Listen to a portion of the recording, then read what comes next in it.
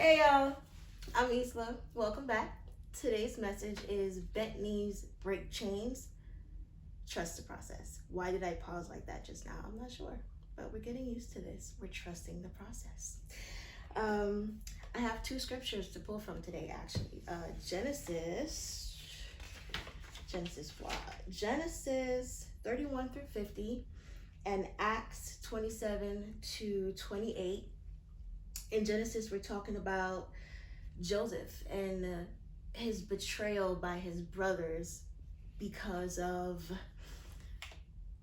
Joseph being a dreamer, because of their father showing favoritism towards Joseph. And Joseph went through some things.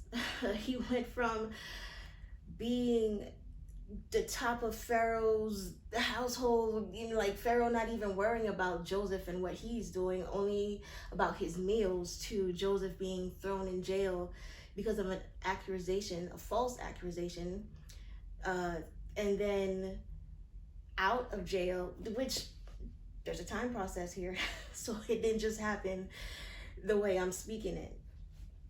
And then Acts 27-28, when we're talking about Paul and the storm that he went through based on the decisions that other people made, and he advised them against those decisions, and they decided not to listen to him.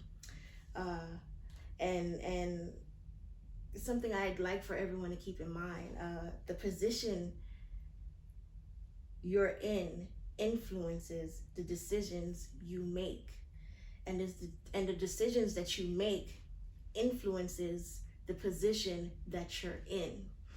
So Paul is in a unique situation where he's supposed to be seeing Caesar. They're supposed to be traveling for a trial. That doesn't happen immediately. They end up on Malta, on an island where the people treated them well, but as soon as Paul gets there, he gets bit by a snake.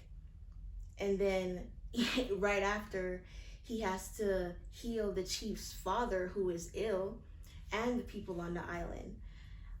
This storm that Paul went through, he's a man of God. He is a man that constantly prays. He's a man that believes wholeheartedly. We know that Paul is a God-fearing man because in Acts 27, verse 21, it says, "Since they had been without food for a long time, Paul stood up among them and said, 'Men, you should have listened to me and not have set sail from Crete and incurred this injury and loss. Yet now I urge you to take heart, for there will be no loss of life among you, but only of the ship. For this very night there stood before me an angel of the God to whom I belong and whom I worship. And he said, Do not be afraid, Paul. You must stand before Caesar, and behold, God has granted you all those who sail with you. So take heart, men, for I have faith in God that it will be exactly as I have been told. But we must run aground on some island.'" Bent knees break chains. It doesn't matter that Paul was bit by that snake. He's a man of God. He believed that God wouldn't allow anything to happen to him before he ended up in Italy, before he ended up before Caesar. So I just want to advise everyone to stop looking for a reason to trust the process. And please stop giving so much credit to the devil, okay? It all has to pass through God's hands first. So sometimes God allows you to go through the storm that you're going through so that you learn the lessons in the storm, so that when you get to the next level, you're prepared. And when you get to the next level, you constantly have to keep God close. Please forgive me now. There's several edits of this video, and the perfectionist in me gotta get it right.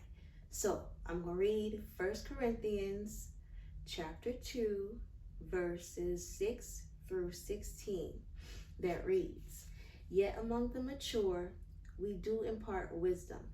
although it is not a wisdom of this age or of the rulers of this age, who are doomed to pass away. But we impart a secret and hidden wisdom of God, which God decreed before the ages of our glory. None of the rulers of this age understood this, for if they had, they would not have crucified the Lord of glory. But as it is written, what no eye has seen, nor ear heard, nor the heart of man imagined, what God has prepared for those who love him. These things God has revealed to us through the Spirit. For the Spirit searches everything, even the depths of God. For who knows a person's thought except the spirit of that person, which is in him? So also no one comprehends the thoughts of God except the Spirit of God.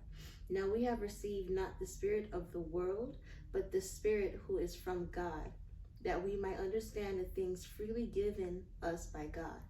And we impart this in words not taught by human wisdom, but taught by the Spirit, interpreting spiritual truths to those who are spiritual.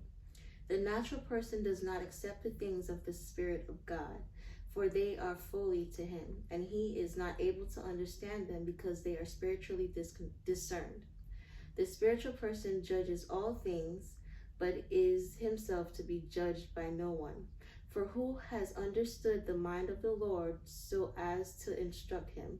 But we have the mind of Christ. Trust in God. Bow down to God. God is your way. Put God first and watch how he blesses you. Bent knees break chains.